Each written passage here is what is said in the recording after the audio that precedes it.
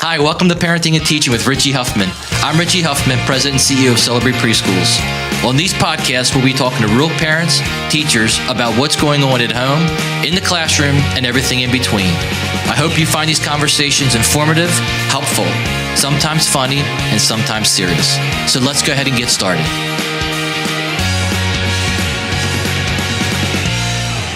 Hi, I'm Richie Huffman. And this is Allie. And on today's podcast, we are honored to have Mr. Brendan Penn, Baltimore County's Teacher of the Year for 2018 through 19. Thank you. Thank you for having me. Welcome. Thank you.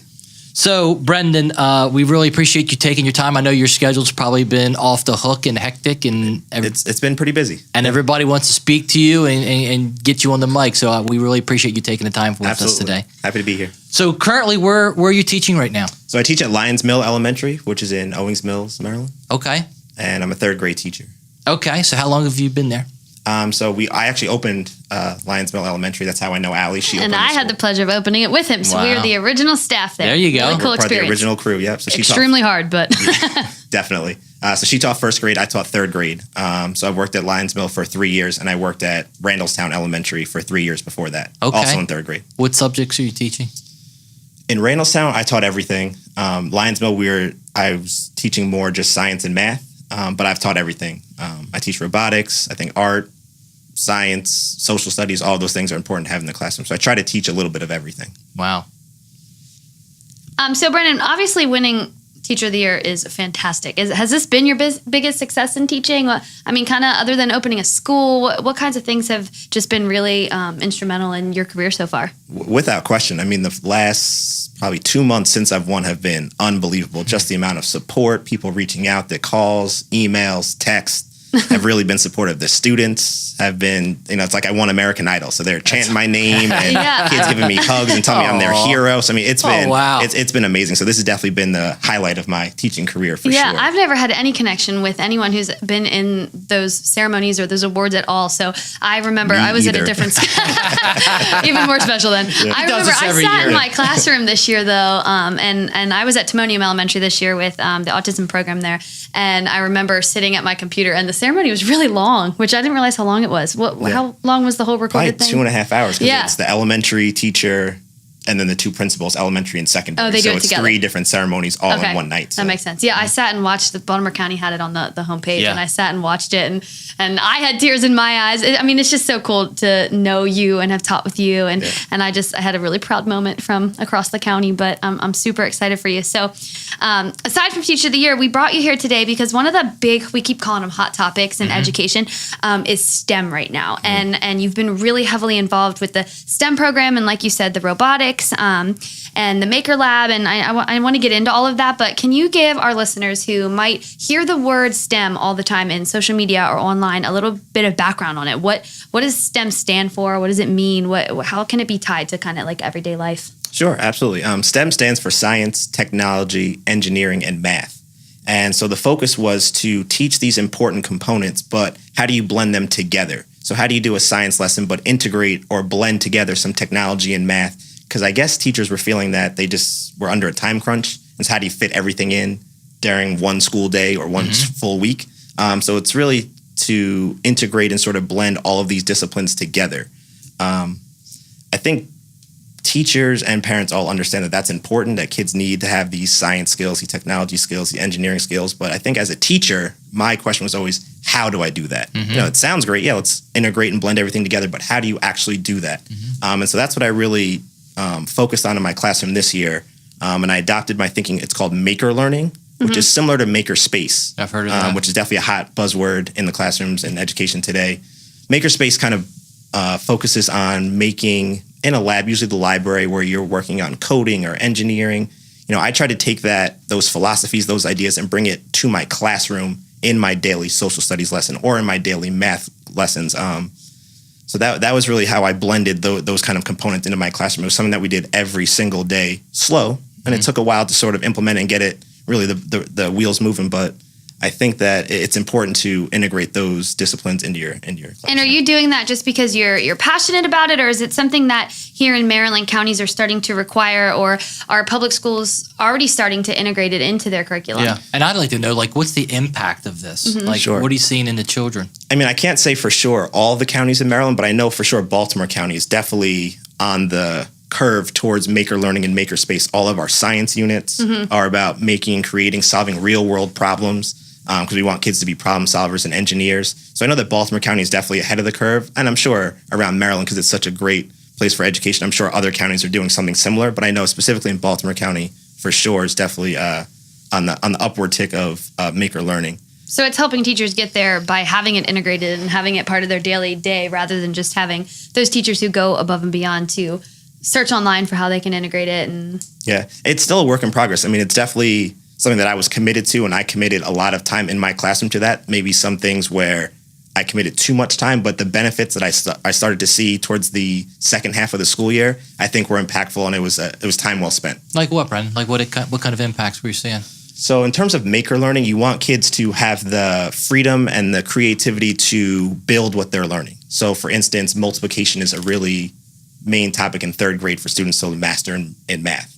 And so they use vegetable gardens because you plant your vegetables in nice, neat rows and columns. So it's kind of that thinking, same thing with equal groups. So I had my kids actually draw and design their own vegetable garden. So they did research on the type of vegetables that they wanted to plant in their garden. They had to hit certain food groups or certain vitamins. So they had to research what vitamins are in broccoli versus in carrots versus in apples and oranges. And so they had to draw it on grid paper. And so I wanted them to use rulers, grid paper, markers, and pencils, but actually really be precise in what they were saying. Don't draw me sloppy lines, or everything had to be really precise. And so that's what I wanted kids to really learn, is the heart of the engineers, to be precise and follow a plan, not just draw it, I'm done as quick as possible. So really adding that into it. My kids really took the time to be precise and be accurate in their work, which I think is important for kids who are 8, 9, 10 years old. They just want to rush and get it done. Right. Are they actually taking their time and producing their best work? Right. So that was a conversation we would constantly have in the classroom. Are you, putting your best work forward, like you want to put your best foot forward? So that was kind of a theme that we had in my classroom. And another thing that I saw definitely that was important was sort of the roles and responsibilities. My kids would work in small groups, but being an engineer, they would say, well, you know what, Rich, you're really great. You have great handwriting and you're really focused. I'm going to pick you in my group. And Allie, you're really creative. So I'm not just going to pick my best friends. I'm going to highlight your strengths and your strengths so we can work as a group together to get it done. And so that's something that was unexpected, but my kids really took hold of that. And so I saw it in the hallway, in the cafeteria, in recess. They're organizing their own games, or they made their own seating chart, or they said, we need to work on our hallway behavior. So let's nominate a hallway captain, so he can start to really get us in line. So those type of things that was not my intention. Did you come up with those kinds of roles and responsibilities to help lead them? Like, did you say, like, hey, you need a secretary to keep track of how many vegetables you're using in this, and you need a president to kind of lead what's going on? So some of those were that we did have predefined roles, sort of like line leader, lunchroom leader, things like that. Classroom jobs that are pretty typical. Exactly. Some sort of structure to get it started. Right. To just so they feel responsibility, they have ownership of the classroom. That's something I've done every year, but I didn't do it as much this year. They sort of forced me into it as they were suggesting ideas. And he's really good artist. Can he be the class artist? Or she's really great at organizing the recess equipment. So they accelerated my class jobs and the interviews. They kind of forced me to start it way earlier than I wanted to. So and that's really impressive too. Because, I was going to say, how old are these guys? Yeah, well, they're third graders, but I mean, I know as a first grade classroom teacher, it's like jobs are very important in the classroom, because as a teacher, you need things to get done too. But the fact that you're having kids taking their own initiative to get things done and to assign roles and take responsibility for things in their classroom and around their school is, I mean, really a dream for a teacher, because that's where you want them to get in society and life as a whole when they leave you. That's definitely something that people, when I'm doing these interviews and people ask me about, what's it like to be teacher of the year? And it's like, it feels great, but I also can't get away from the fact that I want to make sure people know I'm fortunate to work with such amazing kids that really, take to everything that we teach, and they're excited about coming to school. And partially that's part of my job also, but I think it's also they're excited to learn, and they push me to kind of try new things and to always improve my craft, because they're always just so excited. So Lyons Mill has amazing students. So it's definitely, they're a huge part of it also. And fantastic resources. I mean, I know I can speak on behalf of Lyons Mill too. It's very fortunate to be a brand new school that does, our county's doing a fantastic job at integrating technology and having computers for kids. But I mean, Lyons Mill has its own garden. So it's very fortunate that you can do things like garden. that. But we used to eat lunch up there. There you go. But it definitely comes down to how you're running your room, and you got your kids to kind of hold their own responsibility, which is fantastic. Yeah. Tell us a little. I'm going to go back for a second because we earlier started talking about like what it's like to win Teacher of the Year, and you're like, I can't believe it. Like I get texts like that amount of response and love and appreciation that was poured towards you. Like what did that prove? What did it say to you? I mean, it was overwhelming. Because when I first won, I didn't expect to win. And so when I did win, it was people reaching out to me that I've met maybe one or two times just at a training. Because you meet people in passing, or we're in a small group together, or people that I hadn't met, or people that saw me through Twitter. I follow you on social media, and so I was just so happy for you. So a lot of things that we do as a teacher, a simple thank you would be enough. So to get all these calls and all these emails, it was overwhelming, but in a very positive way. I would say though, it's a little intimidating, I guess, to say in such a large county, wow, you're Teacher of the Year. And there's 13,000 teachers that work here. By no means do I think that I'm the best teacher in the county, or that I'm doing anything amazing that another teacher down the road or across the county isn't doing.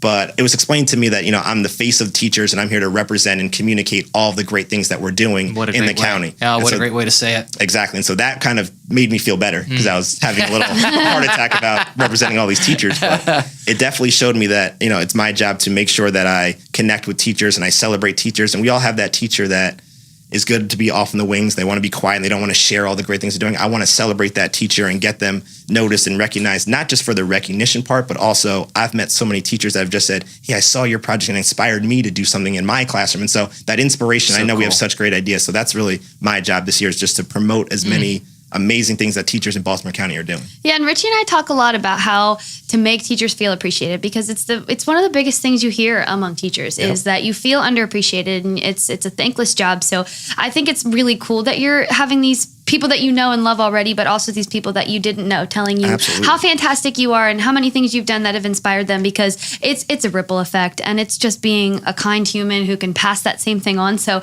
you're feeling it right now, and I know you, and I know that you will push that off to other teachers, whether they're in your building or they are on Twitter or they're at any of these events you're going to. So I think that the whole system makes it a perfect way of spreading that thank you, and that I used this, and sharing resources. And I think it's a really great ripple effect into what can be shared between teachers. Yeah, and social media is so important. I think it's such a tool that I've used just to really get ideas from other people, to see what other teachers are doing, because I know there's so many amazing educators around the world.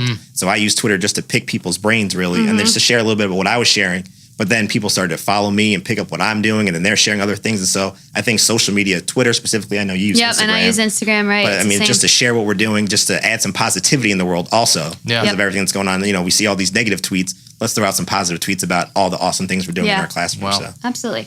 You talked a little bit earlier, you very quickly touched on robotics, the program that you're running after school. So we talked a little bit about what you're doing in school and how you integrate STEM into your classroom and the library, but tell us a little bit about your robotics program and how you got involved, and kind of what it entails as an after school program for your kids. Sure. So when we opened up Lyons Mill, I had run a Lego club at Randallstown Elementary. I used Legos in my math class. I didn't know too much about it, but Mary Lee Clark, who's our principal, she'd asked me, well, since you did Legos, are you interested in robotics?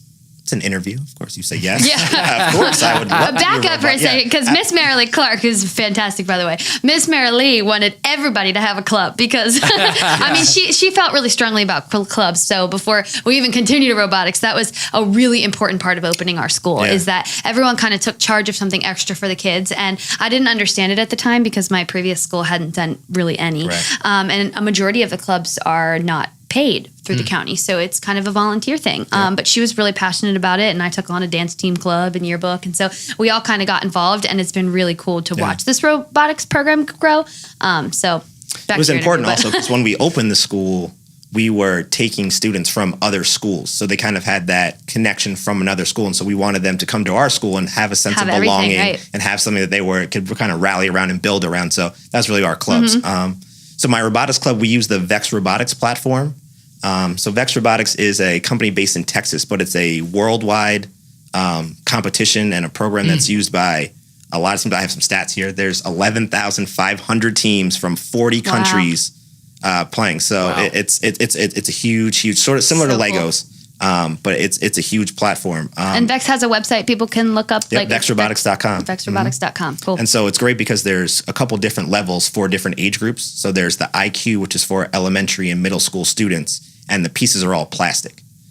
When you graduate to middle school, high school level, there's called Vex EDR, and that's metal.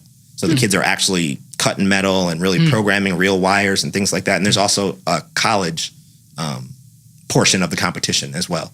So it really goes from third grade all the way to college. And so it's basically what it is. We all use the same platform, but we build robots to a specific game or a challenge. And so each year, Vex Robotics puts out a game or a challenge, and you compete and you build and you try to build your robot to maximize the most amount of points in that game. Then the next year, they'll change the game.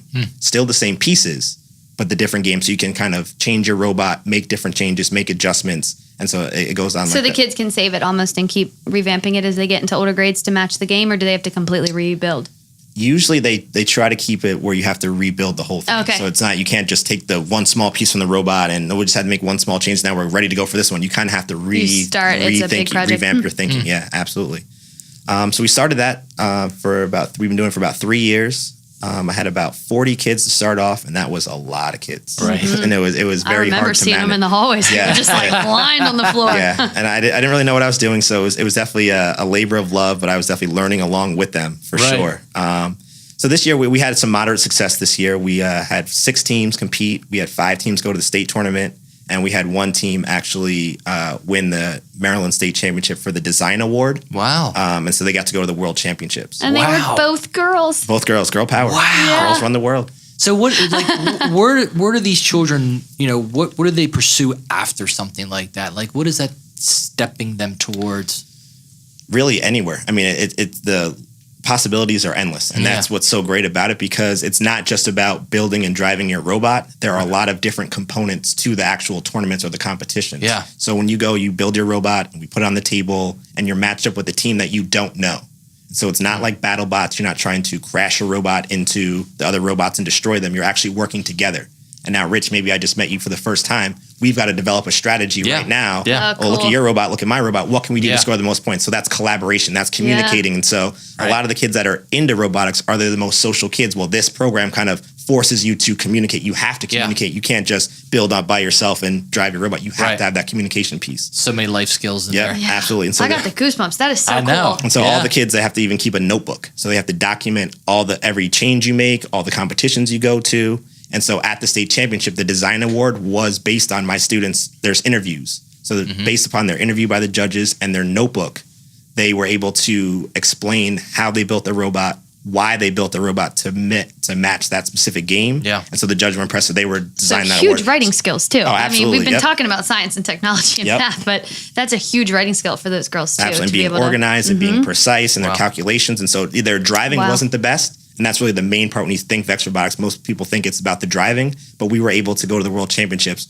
off them being precise and just them being passionate and communicating and being engaging. And so those life skills, I think, are also important. Also the building and the engineering part too. But so it's all of those things combined. Yeah. And I think that's why you're kind of maybe getting chills in me too, because the fact that it's refreshing to hear something like that versus what we hear about technology, and our kids they're texting instead of communicating, so they won't know how to communicate later. And what you're saying is, no, they are collaborating. They are being huge social. Yeah. Huge social piece. So there are some great things happening. And just opening doors that weren't even possible. I mean, so when we went to the championship was in Kentucky. The 2 girls, one girl had been on a plane before, but when she was an infant. So it was like their first plane ride. I mean, the first time being in the airport. She's all in, right? I mean, so they are just, so all those first time experiences that had nothing to do with robotics, but were provided by robotics, were something that I got to share in, which was amazing. So, that's so cool. Yeah, it was really, really fun. And were those girls friends before? I know that's kind of a random question, but that's cool. Yeah. Did they meet through the club, or do they? I mean, they're only 3rd graders, so they don't really have. Big social I had them in 3rd grade. This is where they were in 5th grade when they won. Okay. Yeah, so they were in 5th grade.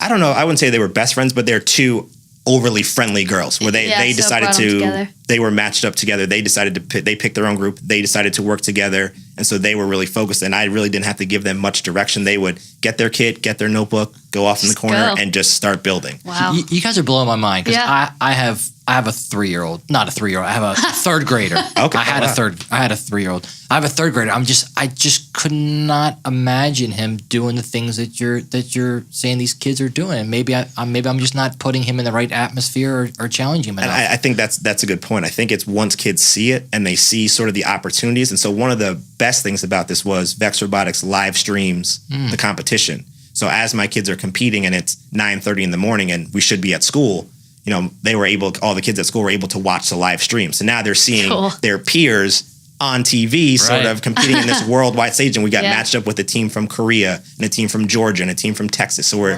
Lyonsville Elementary is on the scene with these other countries and these other schools. And so now so now once we got back, everybody wanted to join robotics. In September, I'm trying to beg people, please join the club. And now when we get back, everybody wants to, because now they're seeing the possibility. So once they see it and it becomes real, I think they really want to get more involved. I'm doing that tonight. Yeah, I mean, I keep thinking about your son then, Rich, because not all schools are that lucky to have that. So I know that Vex is kind of a program that, like you said, is national and they're kind of spreading around. But if you don't go to a school like that, are there clubs for Vex in particular or other robotics programs that someone like Richie, his kid decides he's interested in it, can do outside of school? Or I know locally there are a few. We're definitely trying to, in the Northwest area, which is sort of the Lyons Mill, Owings Mills area, we're definitely trying to start more outside clubs. Okay. But I've tried to, this past year I put a lot of work into starting it at local schools, so at Randallstown, at Newtown. Getting around the public school system. Getting the public schools, getting some more middle schools involved.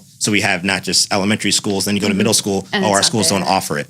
So we're trying to form a pipeline to get elementary, middle, and high school all, doing Vex Robotics. Do other Maryland counties have it then, or is Baltimore County really the only one so far in the state that you know of? There was another school that went to the World Championships. They were from Southern Maryland. Okay, so it's kind of trickling around, but slow. And I know, Hereford High School and Hereford Middle School and Sparks Elementary, they've gone to the World Championships 14 out of the past 15 years. They're definitely the flagship program. Have you been there to see them at all, or when you were starting, did you get to talk to them? Or so Chris Putnam is the organizer, I guess, the lead coach. He's a stat teacher at Hereford Middle. And he kind of runs the program. So he gave me a lot of tips on running the program. When I had 40 kids, he told me that was insane. So, make sure what are you at now then? What's your number? So we have about 17 now. Okay. That's more manageable. Yeah, definitely more manageable. Now that I know what I'm doing, I'm going to definitely have more students in next year. But 40. How often do they meet? Twice a week. Twice a week, okay. And so that's also part of it too, is why I'm so proud of the team and why I brag about them a lot, because we would meet Tuesday, Thursdays from 3:30 to 5. We're also competing against homeschools, 4-H clubs, church groups, people that are taking this stuff home and working on sleepovers, and everybody's working on it. It's supposed to just be kid-centered. Yeah.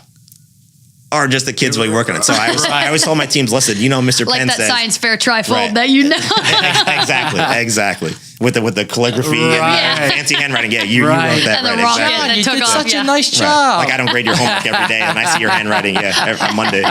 So it's just so I always remind them that this is I'm here to celebrate you guys. This is all you. This is what your product. So if it's last or it's first or it's second, it's really you guys earned it. It's not that Dad helped you or Mr. Penn built everything for you guys. It's something that you guys built. And so that's why winning the design award was really special, because the judges said, no, you guys were impressive. You explained every bit, everything we asked you, the why, you had an explanation. So that really showed us that you guys were really deeply involved. Yeah, that's awesome. Wow.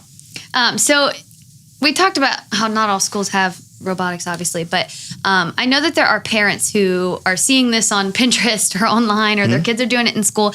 And materials get expensive. You can't just buy huge, Vex robotic kits. You can't, even Legos get expensive. Yeah. Are there types of activities that can involve STEM and maker, like you were talking about, at home or in schools where, as we know, teachers spend a lot of money out of pocket? Sure. In terms of Vex Robotics, it is important. It is expensive. It's important and it's expensive. But I think anything worth doing that you're committed to, that your students are passionate about, if they really want to go that extra mile, is going to be expensive. I was an athlete growing up, playing basketball, AAU sports, tournaments, fees, sneakers. It gets expensive. So anything that you're really involved in is going to be expensive. So there definitely is a cost. But I think the benefits or the kind of the return of investment is really there. And I think it's important.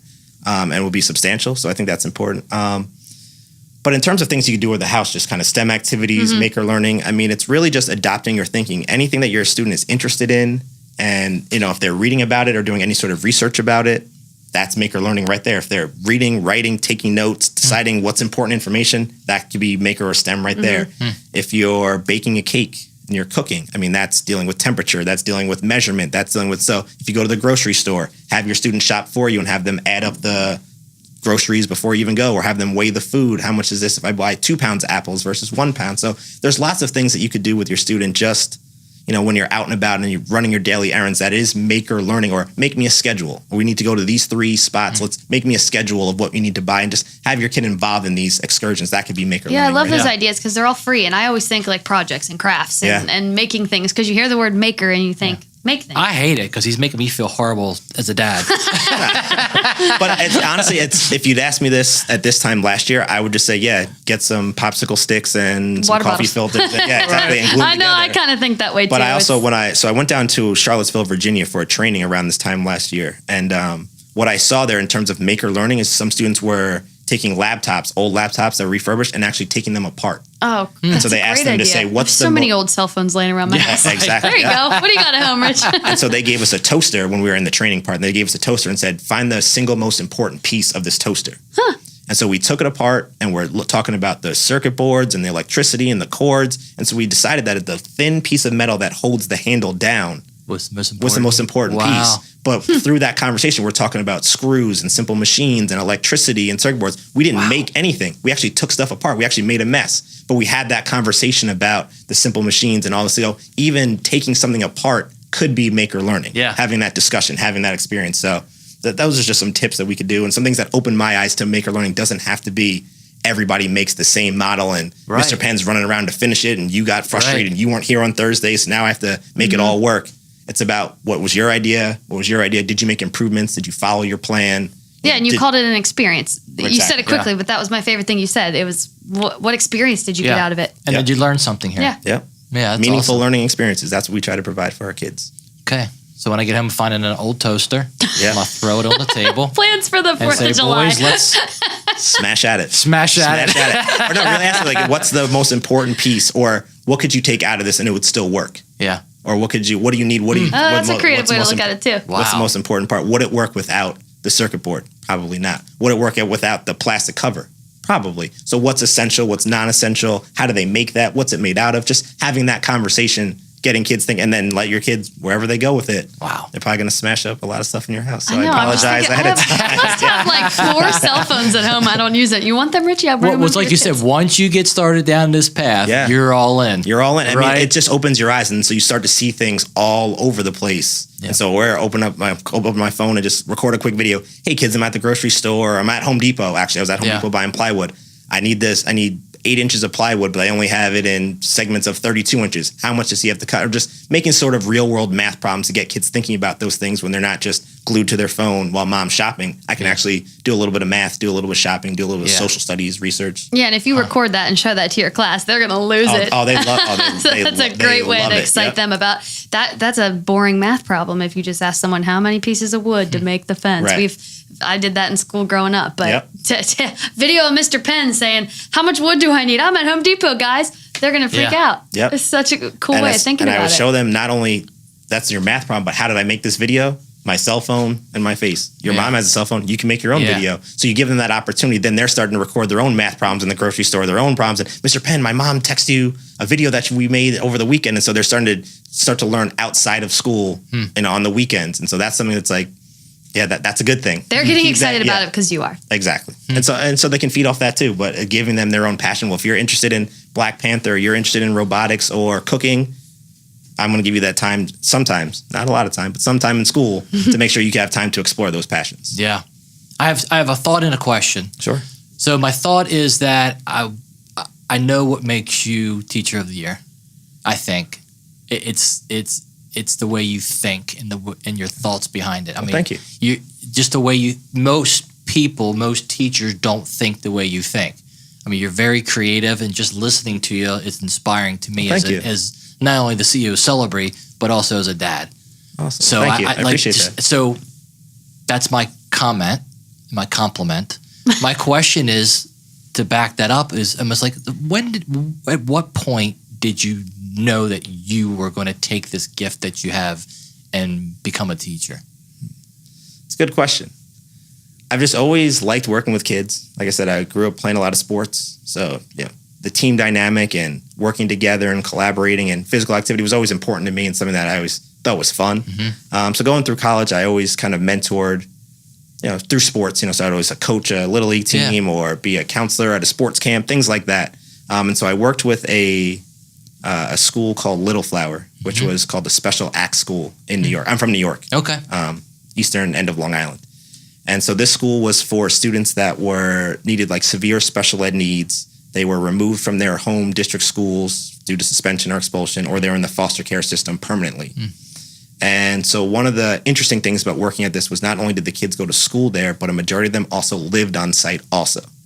So just think about the middle school drama, the high school drama. Yeah. Rich is always making fun of me in biology class. Well, not only is Rich in my biology class, he also lives across the hall from me. So a lot of that drama would spill over from, the dorms to the school. And these are kids that some of them are in 5th grade, some of them are in 9th grade. So you have hormones and puberty. So it was just a lot.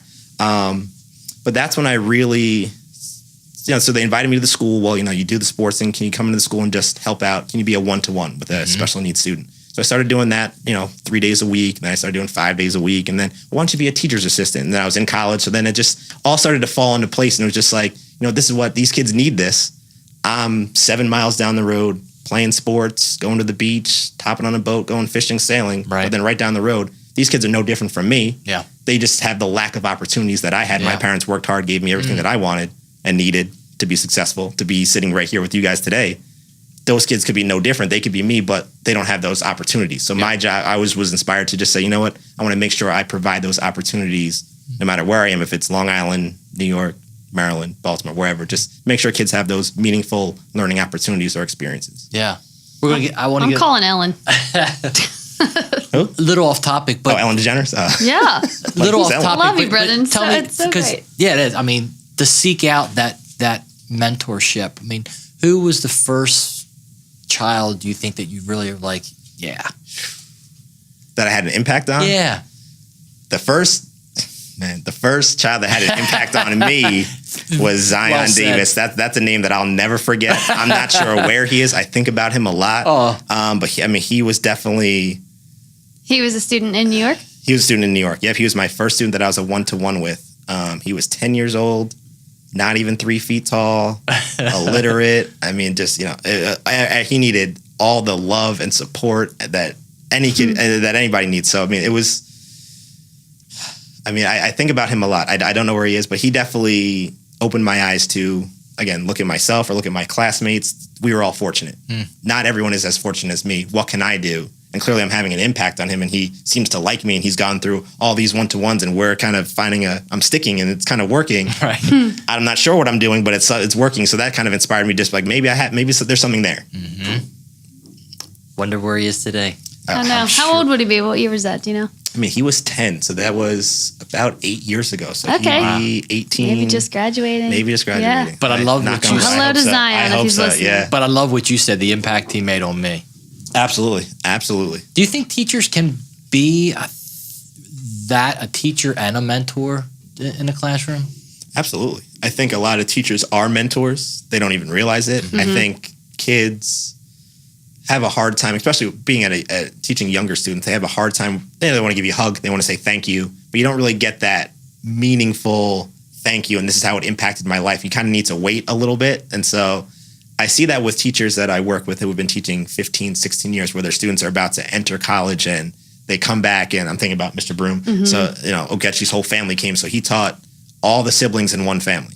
And so they all came back at the end of the school year. They made him a little present. So they've all kind of graduated from his 4th and 5th grade class, but one just got accepted into Harvard. One's going to Johns Hopkins. And so this whole family came back just to say thank you, because we remember being in your 4th grade class. Yep. And they're in high school and they're going into college, but they still remember 4th grade. Yeah. So I think that's really important. I think that's really impactful for even someone way at the beginning spectrum of education. You can still be a mentor and still have an impact on kids long after they leave your classroom. Yeah. And you think that way as an adult. I remember my preschool teacher's name. I was going to ask you if you had somebody. I was 3 years old, and her name was Mrs. Miller. Aww. Yeah, I still have a picture of me and her. They did like a flashback Friday. No, why but her? Seriously, She was my first teacher, and I just remember that she was the closest thing to me as my parents. Okay. So as being a really little kid, she's the person you're with all day, or he, and that person becomes part of your family especially as a very young child.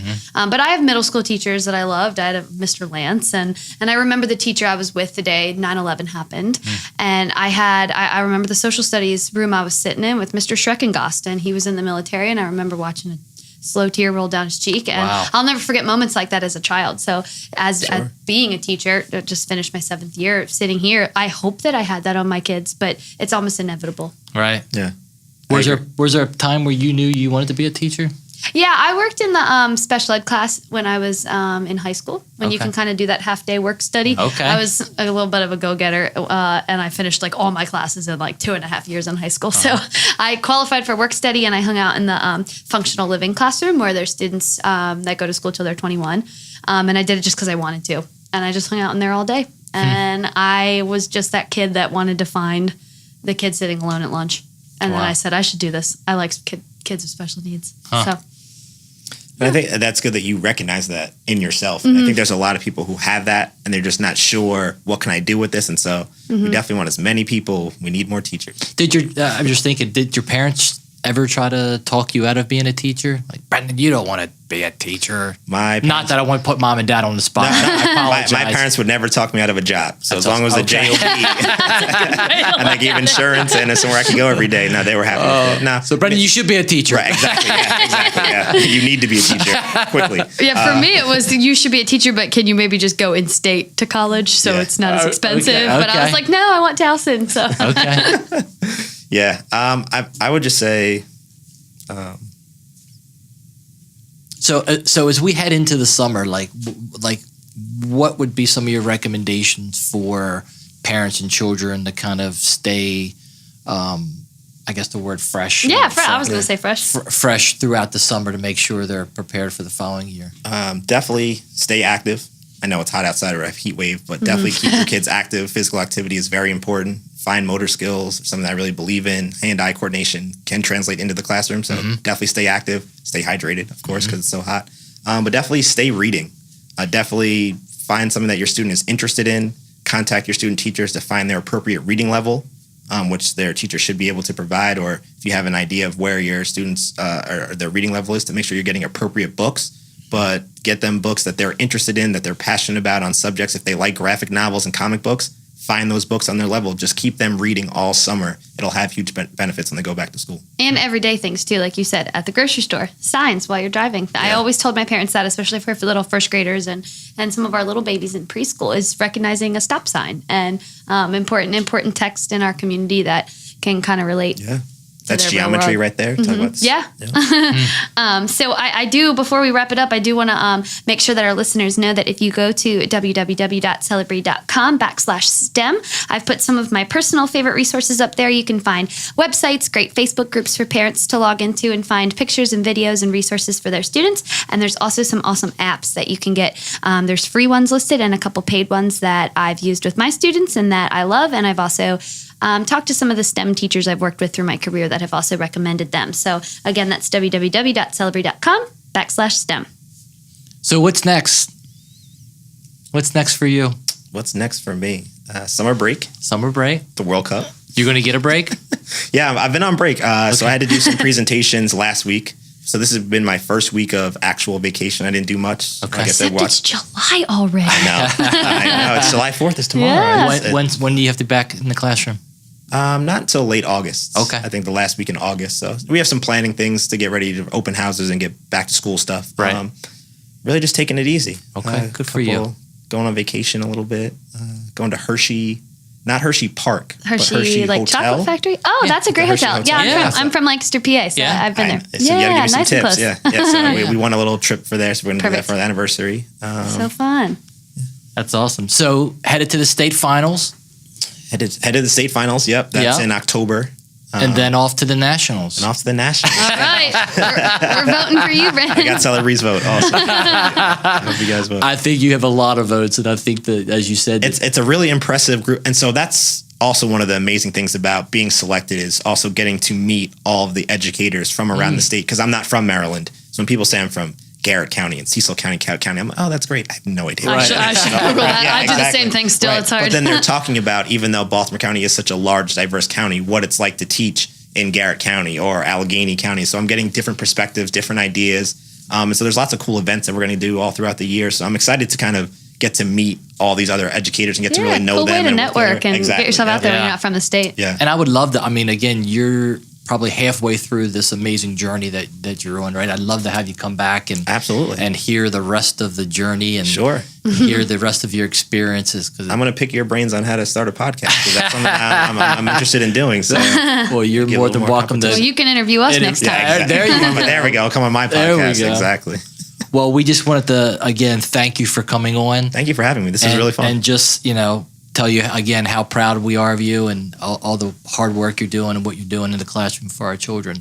Thank you, Rich. Good luck to you at the state finals. We'll be rooting for you. Yep. Crying watching my computer again. Me too. I'll be crying too. And we'll also be rooting for you at the nationals. So thank you so much. We appreciate it. Thank you so much, Brennan. Yeah. Thank you for joining us today on Parenting and Teaching with Richie Huffman. Thanks for tuning in. And remember, childhood only comes this way but once. For more information, head on over to richiehuffman.com. I'm Richie. And I'm Allie. And we look forward to seeing you again on another podcast.